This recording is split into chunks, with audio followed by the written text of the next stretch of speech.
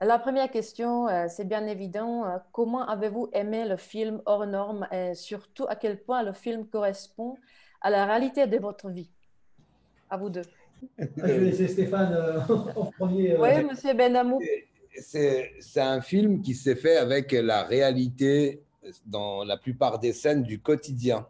D'abord, pas seulement du relais Île-de-France ou du silence des justes, mais du quotidien des personnes avec autisme, de ce que peuvent vivre les familles et surtout une réalité de manque criant de moyens. Ça, c'est vraiment vrai. Après, tout le reste, c'est aussi, il y a plein de scènes vraies, privées, tout ce que vous voulez, mais c'est un petit peu le quotidien qu'on vit encore aujourd'hui avec des urgences qui existent encore. La dernière, c'est après le confinement, ce vendredi, encore une urgence aussi d'un jeune Jérôme, 27 ans, qui du jour au lendemain se retrouve perdu avec la maman parce que il comprend le confinement, il comprend qu'il y a encore des restrictions et donc ça l'angoisse terriblement. Et donc on répond à ça en fait.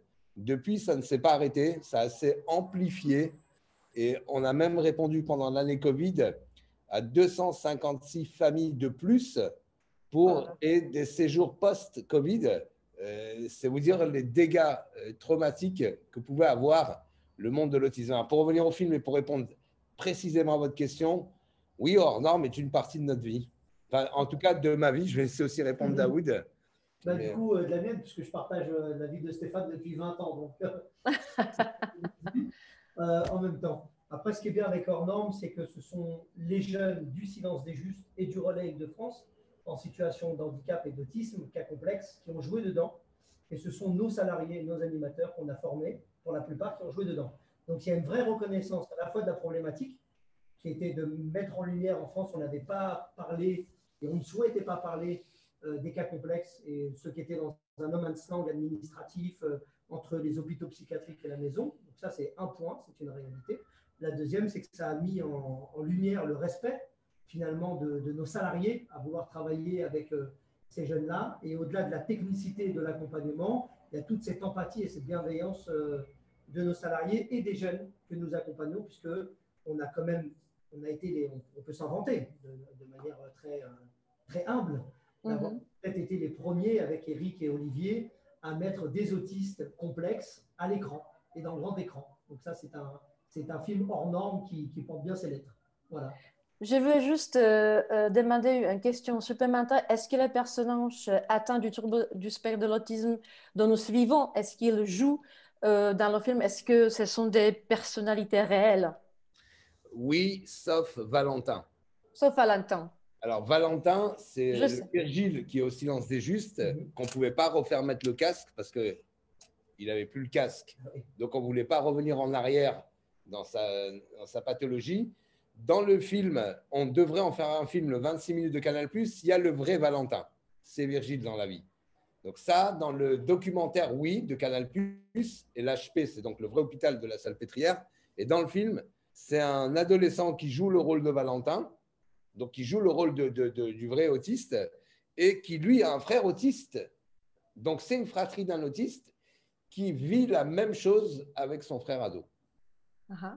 Voilà. Sinon, le reste, toutes les personnes sont les vraies. C'est-à-dire, si on suit le jeune Joseph, c'est aussi Joseph le client vrai. C'est ça? Oui, c'est ça. Tout à fait.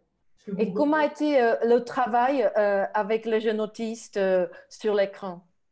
Parce que vous étiez aussi des conseillers, donc j'imagine que vous avez dû suivre.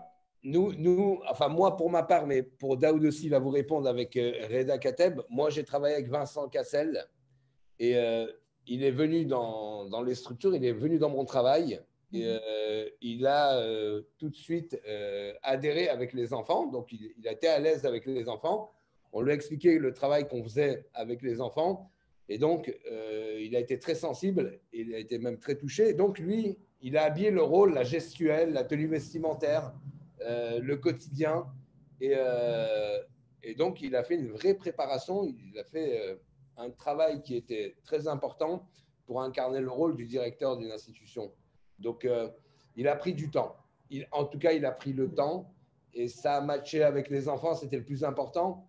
Et il a pu réaliser le rôle qu'il a grandement d'ailleurs, parce que moi je trouve qu'il a beaucoup de talent pour en si peu de temps finalement incarner un rôle qui est, je ne dis pas pour moi difficile, mais je le vis, donc c'est quand même difficile de travailler même si vous êtes acteur dans le milieu de l'autisme. Oui, monsieur Tatou. Pareil pour Eda, c'est-à-dire qu'il a passé du temps, au même titre que Vincent Cassel avec Stéphane. Il a vu le travail du relais, il est venu en tournée, il est venu en réunion. On a eu la chance de l'inviter au Maroc parce qu'on a aussi la chance de former d'autres associations au Maroc. Donc il a pu incarner. Après, Reda, c'est un personnage qui a un grand cœur. Donc d'un point de vue humain, ça n'a pas été très compliqué pour lui d'être en lien avec les jeunes, à la fois des personnes en situation d'autisme, mais aussi avec nos salariés qui sont issus des quartiers populaires. Et quant à l'accompagnement des autistes à l'écran, ben ça, c'est toute la magie d'Éric et Olivier. C'est-à-dire que nos éducateurs ont accompagné les jeunes sur les scènes de tournage. Et toute l'équipe d'Éric et Olivier ont été formés à l'accompagnement, à l'initiation, à la sensibilisation de l'autisme, avec une bienveillance hors du commun. C'est-à-dire qu'ils ont été très respectueux, à la fois dans le temps d'attente, dans les troubles du comportement et dans les besoins des jeunes pour pouvoir faire les scènes. Ça a pris du temps, mais c'était exceptionnel au niveau du respect pour ces jeunes-là. D'ailleurs, je crois que ça leur rend bien l'image, hein, parce qu'on voit bien que les jeunes sont très, très bien. Quelle réaction avez-vous eu en France par rapport au film Hors Normes? Pour vous donner juste un peu de contexte, pour la communauté des gens autour des personnes atteintes du trouble du spectre de l'autisme en République tchèque, le film a été comme une révélation. Certains d'entre eux ont dit que, en fait, c'était pour la première fois que quelqu'un avait filmé à quoi ressemble la situation des services de garde pour les enfants avec Tessa. Vrai, je veux dire. Donc, est-ce que vous avez eu des réactions similaires en France, peut-être? Il y avait beaucoup de réactions différentes. Évidemment, il y avait les familles. Là où on a eu peur, c'était de heurter la sensibilité des familles. Et avant la diffusion, on avait mis avec Daoud, on avait dit, à partir du moment où c'est validé par un médecin et que c'est validé par des familles, on y va. Mais si ce n'est pas validé par des familles et des médecins, on n'y va pas.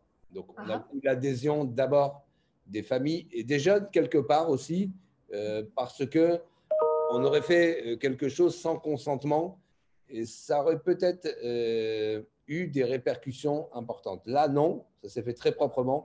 Ça s'est fait avec l'accord des familles, ça s'est fait avec l'accord des médecins, l'accord des éducateurs.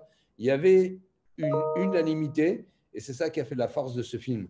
C'est que ce film, finalement, il n'a pas voulu aller dans quelque direction que ce soit. Il a voulu parler vraiment de l'autisme, de son quotidien et du parcours de combattant d'un parent qui a un enfant autiste qui doit passer par des sigles comme MDPH, ARS, ASE, PCPE, PCPA, PAG, et j'en passe, à ne rien y comprendre.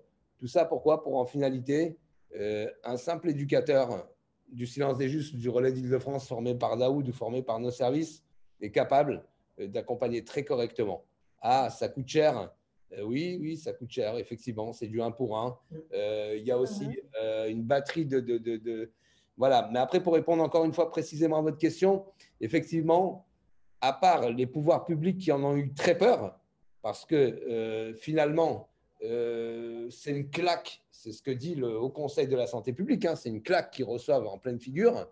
Et puis, ce que ça a mis aussi en lumière, parce que vous dites comment ça a été reçu, ce qu'on a vu avec Stéphane, parce qu'on a eu la chance de partir un peu partout en France pour présenter en avant-première le film, c'est qu'on n'était pas les seuls à avoir la même problématique. Là où c'est vraiment très fort dans le film Hors Normes, c'est qu'il y avait un vrai no man's land sur les cas complexes. Et ils n'étaient pas uniquement sur le silence des justes et le relais. Alors nous, on a fait notre cheval de bataille d'aller les chercher, mais ce film-là, on a eu énormément d'associations de parents qui disent « mais on vit la même chose, on est dans les mêmes galères ». Et ce film a donné énormément de choses puisqu'il a permis d'avoir des autorisations, mais il a aussi débloqué des fonds. À la finale, ça a débloqué quand même 98 millions d'euros à la sortie du film Hors Normes.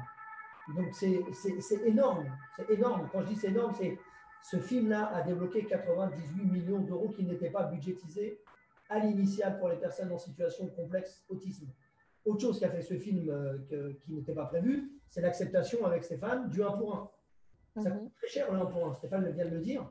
Mais si on veut normaliser à un moment donné le 1 pour 3, le 1 pour 4 en institution, même si nous, on a maintenant 2 wagons d'avance et qu'on est dans le tout inclusif, dans les voies de professionnalisation, c'est intéressant et c'est nécessaire à un moment donné de passer au 1 pour 1. Et ce film-là, il explique le pourquoi le 1 pour 1. Chose que je n'ai pas compris avant.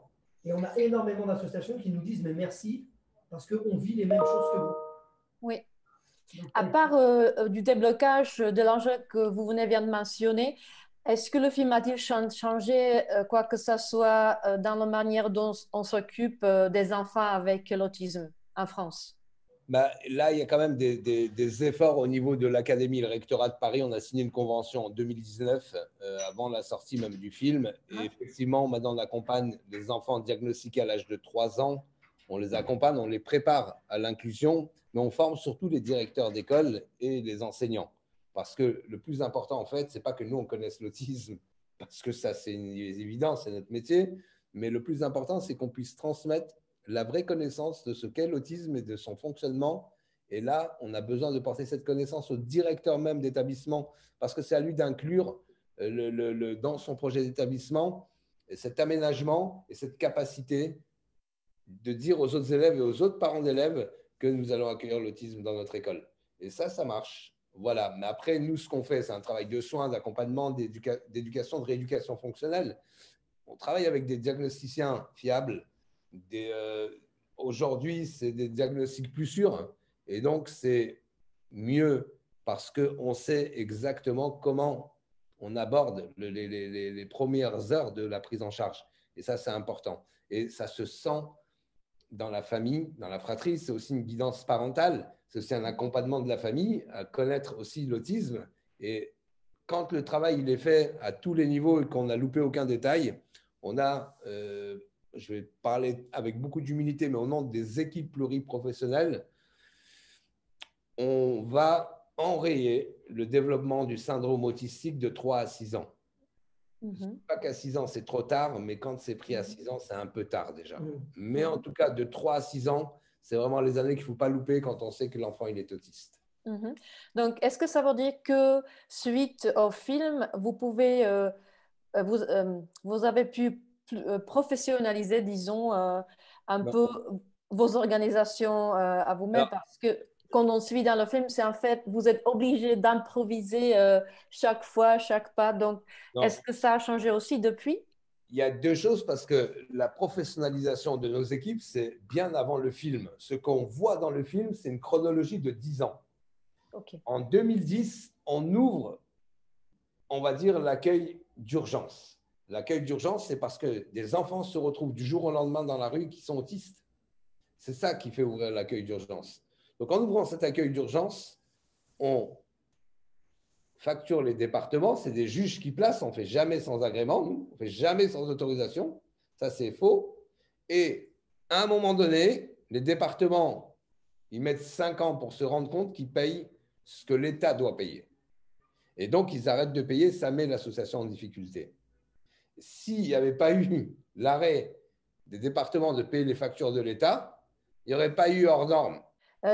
Qu'est-ce qui vous a motivé à commencer à vous occuper des personnes avec donc, l'autisme? S'agissait-il de votre profession ou plutôt c'était un accident de la vie, disons? Alors, moi, c'est un accident joyeux et même heureux, je pense que pour Stéphane aussi. Dites-moi.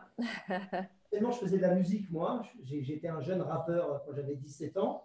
Je faisais voilà, exactement du chant rap et de la danse. Et j'ai une amie à moi qui s'appelle Delphine qui m'a dit: est-ce que tu es capable de faire du rap avec des handicapés? Et pour moi, autistes, c'était des handicapés en fauteuil roulant. Et je lui ai dit: ouais, pourquoi pas? Parce que je faisais ça avec des jeunes de quartier populaire. Et j'ai eu la chance de faire des ateliers de danse et de chant à Antony, avec le docteur Assouline et après à Santos-Dumont. Donc j'ai connu l'autisme en fait via une amie qui s'appelle Delphine. Et ensuite, j'ai eu la chance de connaître Howard Buten, qui était un clown, plus connu sous le nom de Buffo. Et donc une compagnie de théâtre qui s'appelle Turbulence, et de faire du théâtre avec des autistes. Et c'est comme ça que j'ai connu Stéphane. Voilà. Donc c'était un accident joyeux et heureux puisque je suis dans l'autisme depuis 17 ans, depuis mes 17 ans et demi. Et moi, j'ai connu l'autisme, j'étais directeur d'un centre de vacances pour adolescents. Il y en avait 170 et on m'a inscrit un adolescent avec autisme. Et donc, quand je l'ai vu arriver et puis je me suis retrouvé avec ce jeune autiste adolescent, il avait 190 et demi et pas d'amis. Oh là là. Je me suis posé la question, mais pourquoi? Pourquoi il faut le renvoyer? Pourquoi il faut le… Il avait un comportement stéréotypé, il était renfermé sur lui-même. Et donc, personne ne voulait le prendre. Il n'allait pas en activité, évidemment, avec tout le monde. Donc, il restait au chalet pendant que les autres faisaient du rafting, pendant que les autres s'éclataient. Et lui, il devait comprendre ça. Et puis, il avait des comportements. Voilà, il réceptionnait les jeunes en leur jetant des chaises par la fenêtre quand ils revenaient d'activité. Voilà, donc il y avait beaucoup de comportements autistiques. Et puis, ça ne plaisait pas aux familles, aux animateurs de l'époque, aux trucs et tout. Et en fait, la clé, elle était dans l'inclusion. Au début, pour moi, c'est 1992. Hein, c'est l'année où j'entends même le mot autiste pour la première fois, parce que je ne sais même pas ce que ça veut dire, en fait, au début. Je connais ma comédie musicale, je connais ma partition de mon projet d'animation, je connais mon projet d'inclusion dans les sports à sensation, je connais tout ça par cœur. Et j'arrive et du jour au lendemain, je ne connais plus rien. Je m'occupe de ce jeune finalement, jusqu'à ce que tout le monde accepte ce jeune. Ça a marché, au bout de 10 jours, il a été inclus, il a participé avec un groupe d'ados, il a été pris en activité avec les ados, il a participé à une scène de ménage, un montage théâtral où ils l'ont déguisé, il a commencé à faire rire tout le monde le 11e jour, le 12e jour, le 13e jour, on ne parlait que de lui, et à la fin de la colo, c'était la star. Le jeune autiste, c'était Joseph, en fait, joué par Joseph. Exactement, c'était joué par Joseph. Voilà, alors il fait plein de dégâts dans la société, évidemment. Il n'arrête pas, il appelle 3 fois par jour. Et, toujours, hein? Oui. Alors, il est maintenant du ciel, il m'appelle, mais voilà, il est plus de ce monde, mais on est resté très attaché à lui. C'est un repère pour nous de se dire qu'on va tous les emmener à cette autonomie-là. Et c'est ce qu'on fait aujourd'hui avec Daoud, qui est avec moi aux Séances des Justes. On emmène des adultes à une vraie vie, une vie normale, une vie inclusive, culturelle, sportive, mais aussi professionnelle. Et ça, c'est nouveau. Et ça, on en est fiers. Et ça, c'était aussi post-hors norme. Mais c'est un peu plus facile. Aujourd'hui, on appelle une entreprise. Oui, on a vu hors norme. Bon, écoutez, voilà, on va venir vous voir. Alors, ça amène, aussi des solutions inespérées. Mais d'où vient cette idée de faire des pairs, si vous voulez, des petits doubles, c'est-à-dire d'employer les jeunes des quartiers comme des assistants pour les enfants ou pour les adultes avec l'autisme? En fait, c'est une idée qui vient de Stéphane et Daoud sans que ça soit une idée réfléchie. Stéphane me dit, Daoud, je suis à Top Gun, j'ai besoin d'aide pour encadrer des autistes. Je lui dis, bah, écoute, je viens t'aider. Et on voit qu'on a des cas compliqués. Et il me dit, est-ce que tu as des gars? Je lui dis, ouais, j'ai des potes à moi, et ils sont sympas, mais ils font rien, ils ne sont pas éduques. Il me dit, bah, vas-y, prends-les. Je dis, bah, vas-y, on les forme. Donc Stéphane, il lève les manches, moi je lève les manches, et on accompagne des jeunes de quartier populaire, c'est-à-dire des copains à moi, de la cité où j'habite, avec les autistes que reçoit Stéphane à Top Gun. Et sans le vouloir, en fait, mais vraiment sans le vouloir, du coup, il y a quelque chose qui se construit, et c'est un projet d'insertion sociale et professionnelle pour les jeunes de quartier. Et à la finale, la question qu'on se pose d'ailleurs toujours aujourd'hui, c'est qui soigne qui à la finale? Parce que les personnes en situation d'autisme, quoi qu'on en dise, ils ont été clés de résilience pour énormément de jeunes de quartier populaire qui sont aujourd'hui, attendez bien, éducateurs spécialisés, chefs de service et directeurs d'établissement, qui sont mariés, qui ont des enfants et qui sont de valeur ajoutée, qui payent des impôts. Ces mêmes jeunes-là, il y a 10 ans en arrière, on disait qu'ils ne feraient rien, ils tiendraient les murs du quartier et ils seraient peut-être avec un passé de voyous ou quoi que ce soit. Donc là, qui a soigné qui dans ce jeu-là? C'est pas une idée. On l'a fait de manière. Voilà, il y avait une demande, fallait trouver du monde. Alors pourquoi les jeunes de quartier? Parce que ce sont ceux qui étaient les plus proches. Aussi parce qu'ils ont une acceptation de la différence. Eux-mêmes étaient exclus à ce moment-là dans leur quartier. On leur dit tu feras rien, tu feras jamais rien, tu sers à rien, ceci, cela. Donc l'exclusion, ils la connaissent. Accepter la bizarrerie de personnes en situation exclues c'était même pas une question pour eux, c'était même pas un raisonnement. C'était une logique de l'accompagner. Et il y a une alchimie. En mathématiques, on dit deux forces négatives font une force positive. C'est ce qu'on a su faire avec Stéphane sans le vouloir, en fait. Ouais. Voilà. Oui. Ça va bien, ça va bien plus loin, hein. Quand vous voulez créer un lien avec une personne avec autisme, il faut avoir d'abord beaucoup d'humilité, mais il faut être rien. Et c'est un peu le profil de ces jeunes où on leur dit, écoutez, on sait qu'on n'est rien, nous aussi, avec vous, et qu'on est sans solution. Et on voit toute l'humilité et tout ce qu'une personne qui n'a rien, qui n'est rien finalement, fait énormément pour un jeune qui n'a même pas la communication. Donc, si vous voulez, ça part de là. Après, c'est des formations. Et après, on les voit, comme il dit Daoud, chef de service ou directeur. Mais si on pouvait écrire une autre histoire que le film hors norme, il y a des belles histoires de vie. Mais ce n'est pas intégré dans le paysage politique français. C'est pas très français. Voilà, on nous a soupçonné un petit peu d'être voilà, des gens de la religion juive, de la religion musulmane. Voilà. En fait, notre esprit de laïcité à nous, il est qu'on respecte tous. Pour revenir un peu vers le film, il est remarquable, en tout cas pour moi, à quel point le manque critique de services de soutien pour les personnes avec l'autisme en France ressemble à la situation en République tchèque il y a quelques années, lorsque l'organisation Děti uprchlíků, donc l'organisation pour les enfants tchèques avec l'autisme, a été créée. À quoi est dû, selon vous, le manque d'intérêt de l'État pour ces personnes? C'est à cause des exigences des soins et donc les coûts élevés dont on a parlé un peu, ou plutôt il y a des préjugés de la société à l'encontre des autistes qui comptent? Qu'est-ce que vous en pensez? C'est un ensemble de choses. Je pense que l'État français, déjà, nous, on a 40 ans de retard sur les pays anglo-saxons. Mais je pense que comme tous les débats de toutes les politiques du monde et de la Terre, c'est que s'il n'y a pas un intérêt pour les plus faibles, on est une société qui ne fonctionne pas. La France, elle est en retard dans l'autisme parce qu'elle n'a pas voulu voir l'autisme. Elle a commencé à bouger quand les familles se sont organisées. Ça a été pareil pour la trisomie, ça a été pareil pour d'autres handicaps.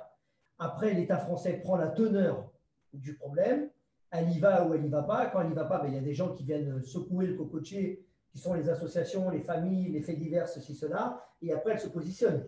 Mais dans tous les États du monde, y compris dans votre pays, c'est toujours le même truc. Si vous ne venez pas remuer ce qu'il y a en bas comme vase, ceux qui sont en haut de la pyramide, ils ne sentent pas que ça sent mauvais. Donc il faut remuer le cocotier pour voir que là-haut, ça bouge. Mais on est très en retard, nous, en France. Hein. Moi, je rajouterais, il y a l'argent, évidemment, les moyens, la fragilité et, on va dire, ça n'a pas de consistance au niveau politique, donc on s'en fout. Et il y a le pire, c'est l'incompétence des services administratifs en matière d'autisme.